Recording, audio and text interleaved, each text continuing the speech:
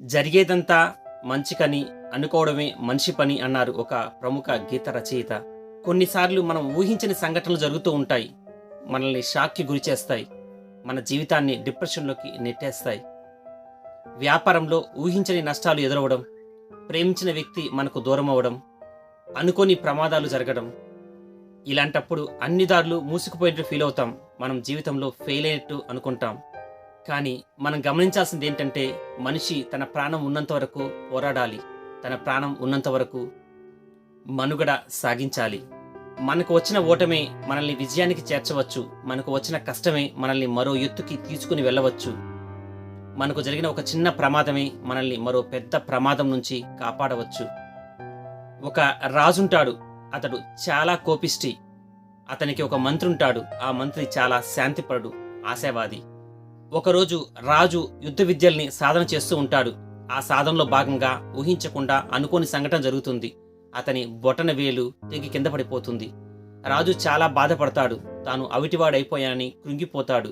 తనకు వేలు ఇలా తెగిపోయిందని మంత్రికి చెబుతాడు. ఎంతగానో దుఃఖిస్తాడు. కానీ మంత్రి చాలా శాంతంగా, బాధపడకండి ప్రభు, ఇదంతా మన మంచికే అంటాడు. రాజుకి చాలా కోపం వస్తుంది. నా వేలు తెగి కింద పడిపోతే, నేను అవిటివాడినైపోతే అది నీకు మంచిలా కనబడుతోందా అంటూ కోప్పడతాడు.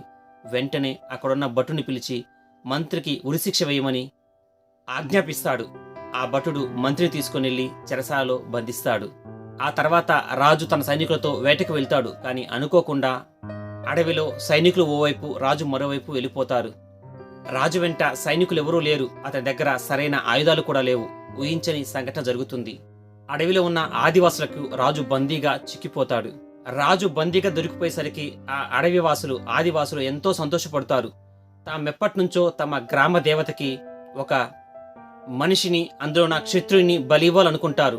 మరి రాజు దొరకగానే వాళ్ళెంతో సంబరపడిపోతారు. రాజుని బలి ఇవ్వడానికి అన్ని ఏర్పాట్లు పూర్తి చేస్తారు. గ్రామ దేవతకి గొప్పగా పూజలు చేస్తారు. బందీగా ఉన్న రాజుని బలి ఇవ్వడానికి గ్రామ అమ్మవారి ముందుకి తీసుకుని వెళ్తారు.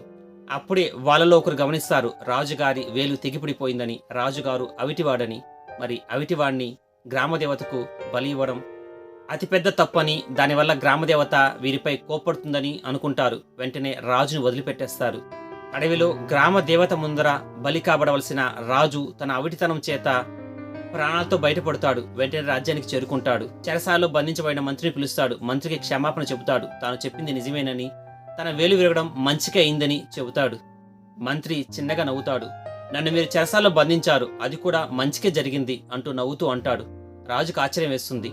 నేను తెలియక కోపంతో నీకు మరణశిక్ష విధించాను, నిన్ను బంధించాను, కానీ అది కూడా నువ్వు మంచికే అంటూ ఎలా అనగలవు అంటూ ప్రశ్నిస్తాడు. అప్పుడు మంత్రి రాజుగారికి నవ్వుతూ చెప్తాడు, నేను గనక చెరసాలలో లేకపోయి ఉంటే నేను కూడా మీతో వేటకు వచ్చేవాడిని, నేను మీతోనే ఉండేవాడిని. ఆదివాసీలు మీరు అవిటివాడు కనుక మిమ్మల్ని వదిలేశారు, కానీ నేను అవిటివాడిని కాదు. మీ పక్కన నేను ఉంటే మిమ్మల్ని వదిలి నన్ను పట్టుకునేవాళ్ళు, నన్ను గ్రామదేవతకి బలి ఇచ్చేవాళ్ళు. అప్పుడు నేను నా ప్రాణాలని కోల్పోయేవాడిని. మీరు నన్ను చెరసాలలో బంధించడం వలన నేను అడవికి రాలేకపోయాను, నా ప్రాణాలని కాపాడుకోగలిగాను అంటూ వినవించుకుంటాడు. మరి నిజమే కదా, రాజుగారు అవిటివాడు కావడం వల్లనే గ్రామదేవతకు బలి ఇవ్వకుండా తిరిగి రాజ్యానికి రాగలిగాడు. మంత్రి రాజుగారితో వెళ్ళకపోవడం వల్లనే ప్రాణాలతో ఉండగలిగాడు. అదే మంత్రి కనుక రాజుగారితో వెళ్ళుంటే రాజును వదిలి మంత్రిని పట్టుకొని మంత్రిని వాళ్ళు గ్రామదేవత ముందు బలి ఇచ్చేవాళ్ళు. ఈ కథలోలాగే మన జీవితంలో కూడా జరుగుతున్న ప్రతి సంఘటన మన మంచికి అనుకోవాలి. మనకు ఓటమి ఎదురైనా, మనకు నష్టం వచ్చినా, మనకు కష్టం వచ్చినా, మనకు ప్రమాదం జరిగినా, ఏం జరిగినా అది ఖచ్చితంగా మన మంచికే అని మనం అనుకోవాలి. చెడును కూడా మంచిగా స్వీకరించగలగాలి. నవ్వుతూ కష్టాన్ని ఎదుర్కోగలగాలి.